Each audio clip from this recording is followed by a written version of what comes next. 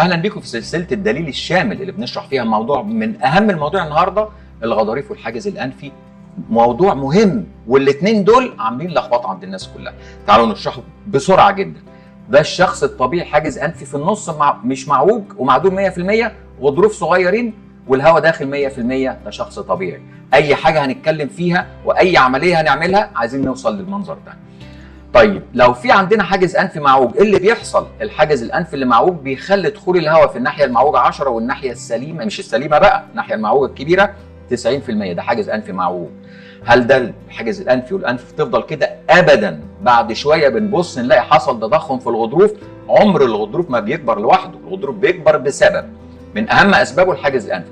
دخل تضخم غضروف هنا عمل لي 10% دخول هواء. اوعى حد يقول لي ان ده زي ده، ابدا. ده هنا دخل 10% من 100%، وهنا دخل 10% من 100%.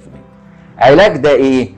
سؤال مهم جدا. ناس كتير جدا هتقول لي طب ما تيجي نشيل الغضروف. شلنا الغضروف. طب لما شلنا الغضروف ايه اللي حصل؟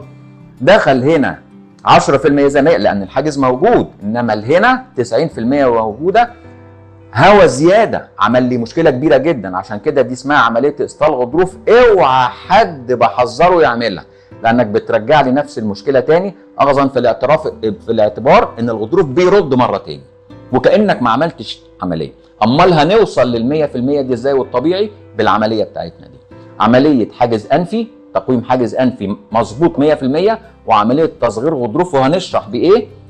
بحيث الغضروف تصغر مره تاني. بكده وصلنا المريض بتاعنا ان هو يرجع للشخص الطبيعي تاني. تحياتي ودعواتي الدكتور هشام ابراهيم.